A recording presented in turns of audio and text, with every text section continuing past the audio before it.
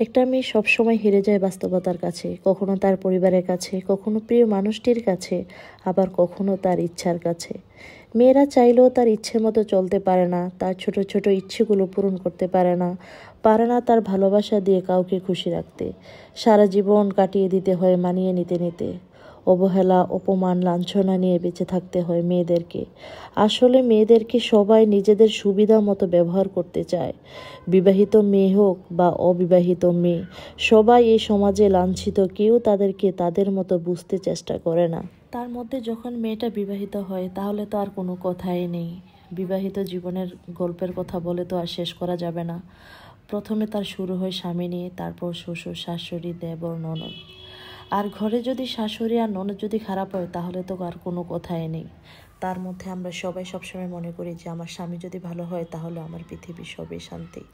কিন্তু এটা এক পর্যায়ে একসময় হয়ে যায়। কিন্তু প্রথম অবস্থায় তো যে মেয়েটা প্রথম নতুন জীবনে যে সংসারে শাশুড়ি আর ননদের অত্যাচার যখন সহ্য করা শুরু করে, তখন স্বামীর ভালোবাসাও তখন একটা মেয়ের লাইফে বিষাক্ত হয়ে দাঁড়ায়।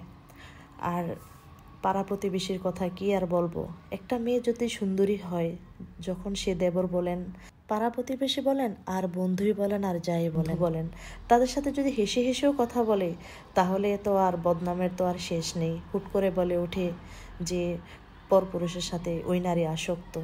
তখন এই সমাজের যে অবহেলাটা বা এই অপবাদরা, সেটা কি সবাই সবসময় এটা থেকে একটা মেয়েকে মুক্তি দিতে পারে?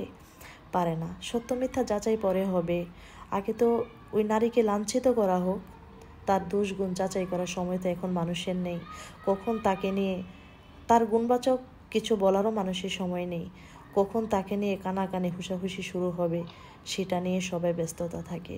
এটাই হলো নারীদের জীবন।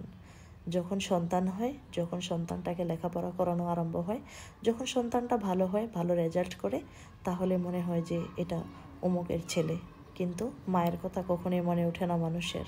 কিন্তু একটি মা যে এত কষ্ট করে এই সন্তানটাকে গর্ভে নিল, তারপর ডেলিভারির সে যে কি একটা ব্যথা, সে যে কি একটা যন্ত্রণা, তারপর সে বাচ্চাটাকে তিল তিল করে বড় করা, বাচ্চাটাকে প্রথম মায়ের ভাষা শেখানো, তাকে লেখা শেখানো, তার স্কুল জীবন, কিভাবে যে তাকে বড় করে উপরে নিয়ে আসে, সেটা শুধু একটি মায়ে বলতে পারবে।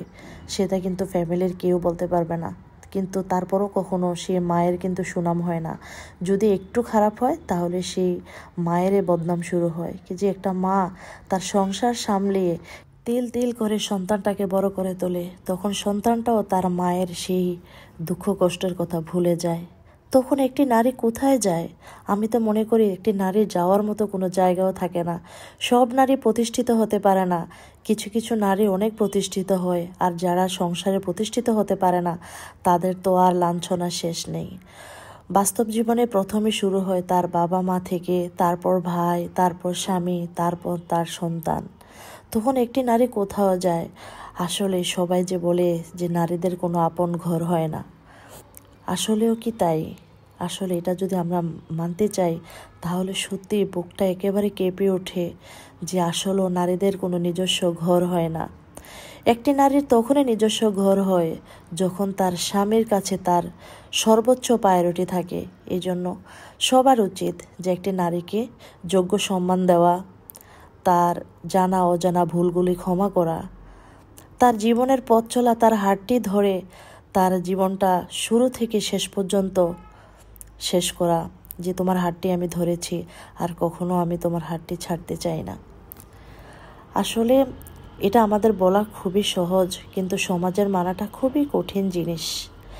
তো আজকের আমার এই ভিডিওর মধ্যে আমার একজন আপুর সেই বাস্তব জীবনের গল্পটা আমাকে লিখিয়ে পাঠিয়েছিল। আমিও আমার সর্বোচ্চ চেষ্টা করেছি আপনাদের মাঝে নারীদের এই বাস্তব জীবন নিয়ে আপনাদের সাথে এই গল্পটা তুলে ধরার। আশা করছি আমার এই ভিডিওটি আপনাদের কাছে অনেক বেশি ভালো লাগবে। আসলেও চিন্তা করে দেখেন, আজকে ওই আপুর লেখাটা আজকে পাঠিয়েছে বলে আমাদের জীবনের সাথে মিলেছে, কিন্তু বাস্তবে কিন্তু এটার কোনো বলার শেষ নেই যে সবারই গল্পটা কিন্তু একই রকম। আজ এই পর্যন্তই। ভালো থাকবেন সবাই। আল্লাহ হাফেজ।